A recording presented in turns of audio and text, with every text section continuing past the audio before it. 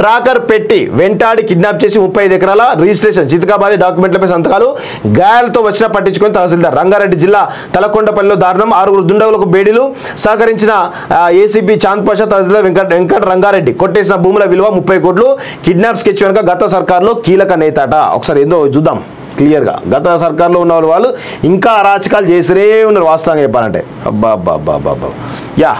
గత ప్రభుత్వ హయాంలో కొందరు పోలీసులు గుండాలుగా వ్యవహరించిన ఉదంతాలు ఒక్కొక్కటి వెలుగులోకి వస్తున్నాయి టాస్క్ ఫోర్స్ మాజీ డీజీపీ రాధాకృష్ణరావు ఓ హెల్త్ కేర్ సంస్థ యజమాని నుంచి బలవంతంగా ఇతరుల పేరిట షేర్లను మార్పిడి చేయించగా రంగారెడ్డి జిల్లా తలకొండపల్లి మండలంలో ఓ ఏసీబీ తహసీల్దార్ కిడ్నాపర్లకు సహకరించారు ఓ వ్యక్తి నుంచి 35 ఎకరాల భూమిని అక్రమంగా రిజిస్ట్రేషన్ చేయించారు ప్రభుత్వం మారడంతో ధైర్యం తెచ్చుకున్న బాధితులు పోలీసులను ఆశ్రయించారు కేసు నమోదు చేసి దర్యాప్తు ప్రారంభించిన పోలీసులు 6 నిందితులకు బేడీలు వేయగా ఓ ఏసీబీ తహసీల్దార్ అరెస్టుకు రంగం సిద్ధం చేశారు ఈ తతంగం వెనుక గత ప్రభుత్వంలోని కీలక నేత హస్తముద్రలు గుర్తించారు ఎవరా కీలక నేత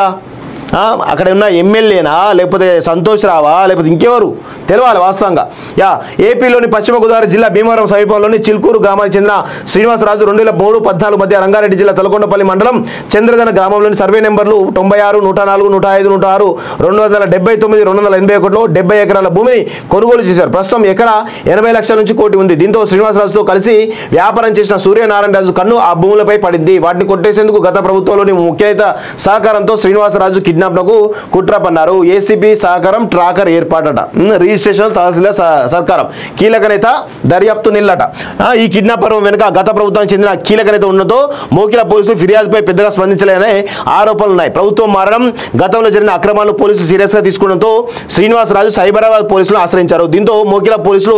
దర్యాప్తును ముమ్మరం చేశారు సూర్యనారాయణ రాజు రుద్రరాజు బలరామరాజు తూమటి ఉపేందర్ రెడ్డి హరికృష్ణ కుమార్ నీలం లక్ష్మి నారాయణ గోపిని అరెస్ట్ చేసి రిమాండ్కు తరలించారు నిందితుల్లో 4 సూర్యాపేటకు చెందిన వారు ఎఫ్ఐఆర్లో ఏసీబీ చాంద్ పాషాను ఏవెన్గా పేర్కొన్నారు ఏసీబీ హైకోర్టును ఆశ్రయించి ముందస్తు బెయిల్ తీసుకున్నట్లు తెలిసింది ఆయన పరారీలో ఉన్నట్లు మోకిల పోలీసులు చెబుతున్నారు ఏసీబీ కూడా పరారీలో ఉన్నాడు అబ్బాబ్బాబ్బాబ్బా ఆ తహసీల్దార్ కట్ట వెంకట రంగారెడ్డి విచారించేందుకు పోలీసులు సిద్ధమయ్యారు ఆయనకు సిఆర్పీసీ సెక్షన్ 41A కింద నోటీసులు అందజేశారు త్వరలో తహసీల్దార్ను అరెస్ట్ చేయనట్లు తెలుస్తుంది గత ప్రభుత్వ కీలక నేతను కూడా విచారించే అవకాశాలు అని చెప్పేసి కూడా తెలుస్తా ఉంది సో ఇక చూడండి ఎంత దారుణంగా ఒడిగట్టారో చూడండి వీళ్ళు ఈ బీఆర్ఎస్లో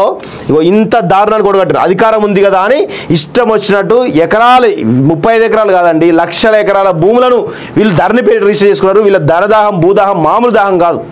అన్ని అక్రమాలు ఆ డీజీపీ రాధాకృష్ణరావును అడ్డు పెట్టుకొని ఇది టాస్క్ ఫోర్స్ డీజీపీ అడ్డు పెట్టుకొని అంతా కూడా తతంగా నడిపారు వీళ్ళంతా దొంగలంతా కూడా ఎంత దారుణం రౌడీలాగా ఇలాంటి వ్యవస్థలో మనం ఉన్నామంటే సిగ్గుచేటు వాస్తవంగా కేసీఆర్ ఇంకానైనా సిగ్గుపడాలి ఇంకా నువ్వు అధికారంలోకి వస్తా అంటే భ్రమ